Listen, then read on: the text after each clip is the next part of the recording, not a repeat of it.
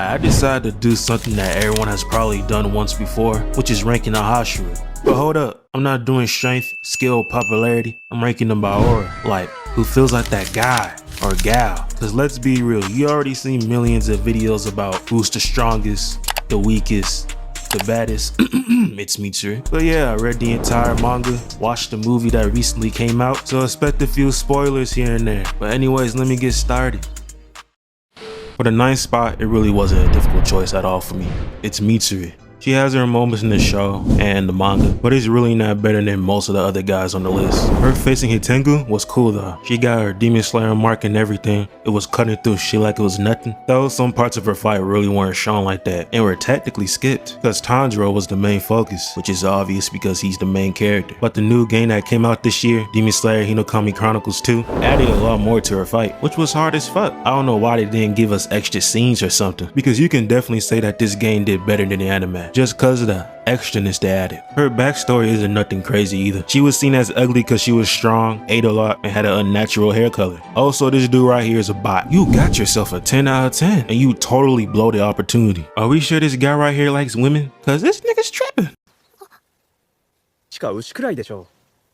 What the fuck what did you just say? So she ended up joining the Demon Slayer Corps to find someone who will love her for who she truly was. She's a good character though. Her backstory is at least something different from my family were killed by demons or any other tragic backstory, cause it does get quite redundant after a while. Yeah, it's called Demon Slayer. Of course you're gonna have a bunch of backstories like that. I don't care. Mitsuri did her thing though in the final battle against Muzan, ripping Muzan's arm off with just her bare hands, even if Muzan was heavily nerfed due to being poisoned. Her doing this was tough, but either way Mitsuri stays in the spot. The 8th spot is Shinobu. She's one of the Hashiras to get the most screen time throughout the show, so she's gonna have her cool moments. Like when she was trying to kill that spider demon girl, she would just smile at her while saying the craziest shit in her soft voice. And once her poison hits you, you're cooked.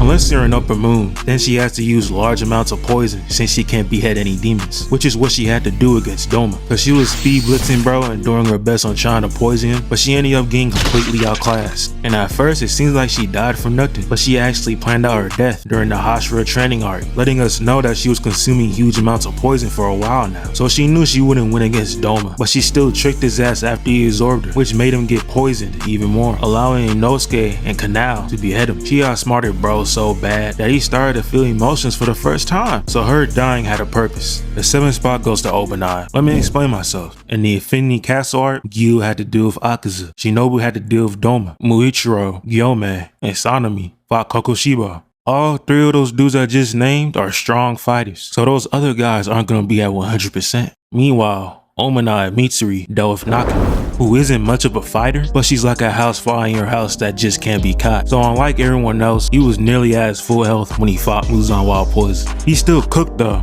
Dude got his Demon Slayer mark and everything and turned his blade red due to his grip on his sword. He got damage in his eyes and still did his thing as he fought next to Tanjiro. He ended up dying in the end still, but his character design was fire to me as well. I just wish he got more moments in the show itself, cause we got to see everything about him only in the finale. Throw that one anime only scene with him and Sanemi, that shit was hard. If he had more moments though, I definitely would have had him higher on my list by far. Sadly, that ain't the case. The number 6 spot is Rengoku. He might be the most disrespected Hashira, since he was the first one to die out of all of them and get called a donut. But this dude was amazing. Even if Akaza was toying with him, he still put up a strong fight. And even with a fist right on his stomach or chest, he was still able to swing his sword at Akaza's neck and even start to punch and grab Akaza with a tight grip, forcing him to rip his arms off and escape due to the sunlight coming in. Besides, he ain't know about Akaza's true abilities besides the regeneration. But anyways, even after his death, he's still talked about throughout the series, among others in the show. He wasn't just someone who died and was forgotten. Akaza even talked about him towards Tanjiro. Even though he trash talked his death, he's still someone Akaza remembered out of the hundreds of people he probably killed. So yeah, Rengoku is still that guy and deserves way more respect for the shit he's done. I wish he just lived a little longer though.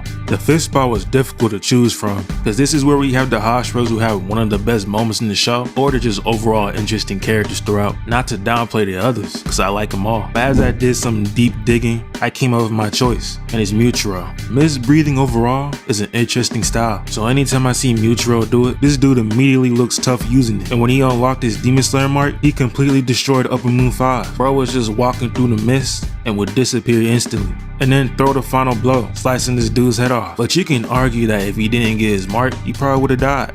Though when he faced Kokoshiba, he was immediately outclassed, since Kokoshiba was literally just better at everything he does, plus his demon regeneration and his breathing style, moon breathing. So even though Mutual got some hits in, he still got cooked and was already about to die. So him and Genya helped out Sanemi and Gyomei, and after the battle, these two are now dead. And when Mutual died, did they even recover his body? I think bro got lost in the debris, so he kinda went out in a sorta good way and bad way. But to give him some slack, it's Kokoshiba. It was expected to happen. I'm giving the 4th spot to Uzui, cause overall, anything this dude does is golden. Dude dove Gyutaro while being poisoned, damaged, and having no hand in the process. This dude overall was just cooking in his entire fight, and everything that he does is just flashy. If I really wanted to, I would have made bro like number 1 on this list. Cause 1, he's one of the surviving Hashira. 2, he was able to survive from being poisoned to death after battle due to Nezuko. Then lastly, 3, he got 3 wives. That's all I gotta say. He even had his own training course in the Hashira training art and was still strong as fuck even when he retired. He's him. Simple.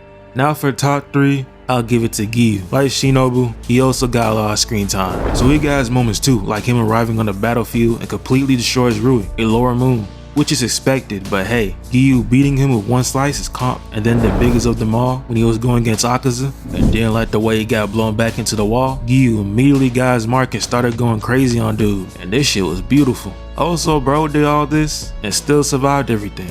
Shit, he probably would have done better than Obanai in the final battle against Muzan if he ain't had to deal with this. My 2nd spot, damn. Out of these two, I don't even know who I'll pick. Both of them fought well against Kokoshiba, so we're gonna say these two are interchangeable. But you watch this far, or skip, to see this ranking. So for 2, I'm gonna put Sanemi here. Bro is a demon towards demons, and his backstory is crazy too. His mom became a demon and killed 5 of his younger siblings, so he ended up having to kill her. I also forgot to mention that scene with him and Omanai fighting those demons, which was only an anime only scene, just to show us a glance at the next art, but this duo was nice. Just imagine if they both dropped in the same spot in the Infinity Castle art. That shit would have been peak. And also, him and Gyomei were going crazy on Kokoshiba. Sanemi got damaged, but he was still able to fight. Got his Demon Slayer mark and everything, and his own blood is able to paralyze Kokoshiba. And overall, this dude is just strong as shit too, and he's able to withstand the attacks being thrown at him. One of the best Hashiras. He in my top 3. Then lastly, number 1 goes to Gyomei. I mean, bro is the strongest after all. This guy clapped his hands together and shook an entire room, and everything he did in the Hashira training arc was just aura. That shit was fire.